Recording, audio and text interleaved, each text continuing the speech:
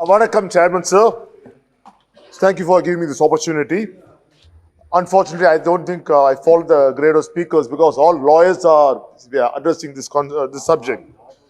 So, yeah, and the lawyer is also presiding, sir. So, the bill seeks to amend the High Court judges' salaries and conditions of service Act 1954. So, the major issue in the contention here is whether the additional benefit mentioned in the bill will apply from the first day of the 80th year from the completion of the 80th year. Sir, it's basically, sir, I think, sir, since most of the members should understand that, why this bill is being brought by the government, because there was a confusion, because additional quantum of pensions and family pensions were given to the judges after their retirement. That is, when they reach the 80 years to 85 years, 20% additional basic was given for that as a family pension. Similarly, from 85 to 90 years, another 30% was given as of the basic family pension. And if they attain 90 years to 95 years, 40% was additionally given. From 95 to 100 years is 50%. And by chance, if anyone's going to live for 100 years, is 100%. Sir, I think the government has done the right choice because there's a confusion in the court where two judgments were contradicting each other. One said, completion of 79, you should start it. And the other judgment said, no, the first month after completing the beginning of the 80th. I think the government has come forward to iron out the differences and make it clear in saying that the first month after completing the year will take it, because, see, I appreciate for some time. Sometimes government does bring good bills, fortunately. Sometimes. So Winston Churchill once said that service rendered by judges demand the highest quality of learning, training, and character. These qualities are not to be measured in terms of money, but according to the work done. A form of life and conduct far more severe and restricted than that of ordinary people is required from judges, and though unwritten, as more strictly observed, they are once privileged and restricted. They have to be present a continuous aspect of dignity and conduct. After rendering such services to the nation, it is the duty of the state to ensure that a retired judge who enters the autumn of his life is adequately looked after. I'm glad the government is doing the good thing. Sir, but certain questions are raising my mind. As I said, I'm not an advocate here. As a common man, when the ruling party speaker made such a long speech, especially my good colleague, Mr. Chaudhary, this is the carrot and stick theory being worked here. The government is ready to accept the judges' demands, but at the same time, when the speaker said, he spoke so much for change appointment of judges, and where the law minister is deprived, and law minister doesn't have any power in the appointment of judges. And in fact, he went to say the Supreme Court judges are appointed by the President of the United States in America. And was he hinting the similar system is going to be done in India? Is it a prelude that what the ruling government is trying to do is that indirectly threatening the present judiciary system through us? It gives me a doubt. I'm sure, sir, you'll answer that. Are you planning to bring a bill? If you're going to bring a bill, sir, please, sir, do. You're the most powerful party here.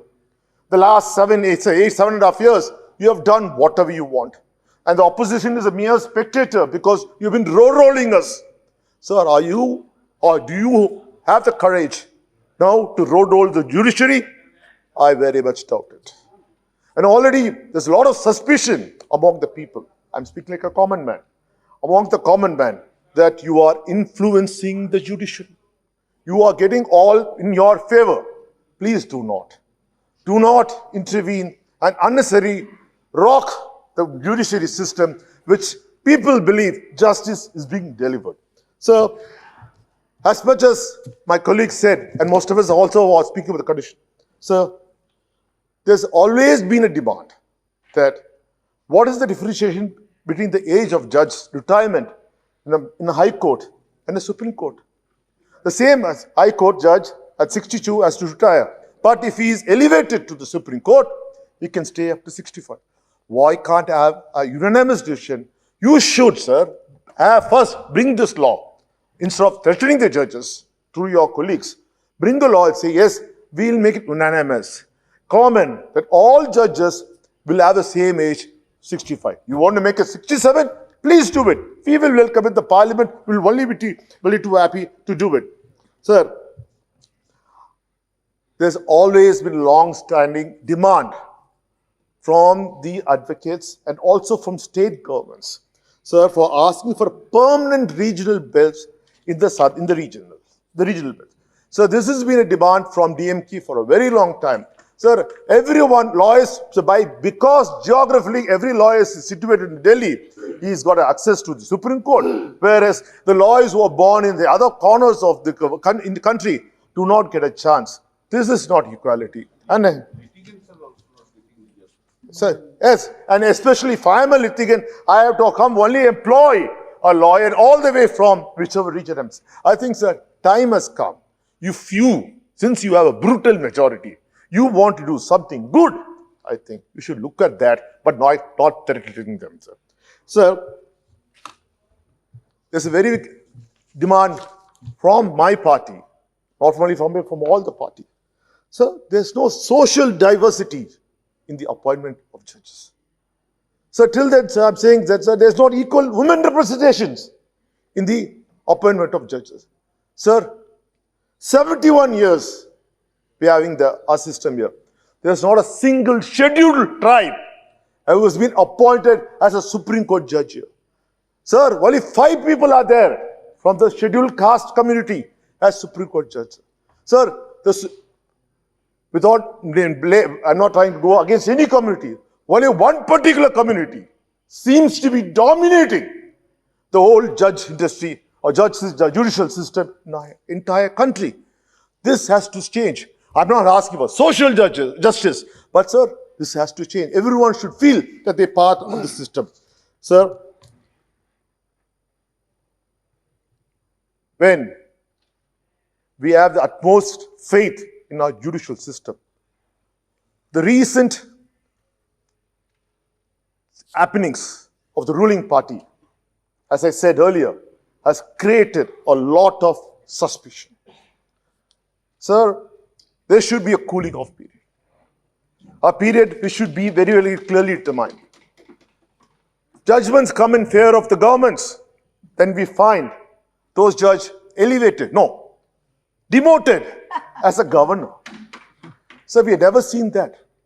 Sir, similarly, again, sir, a Supreme Court judge is being demoted as a Rajya Sabha member. Sir, I see the elevation. Chief Justice. Yes, sir, sorry, Chief Justice, sorry. Both the cases are Chief Justice. I correct myself, Chairman, sir. In both the cases, Chief Justice have been demoted. Sir, what does this mean? There's something hanky-panky happening. This is what a common man will feel.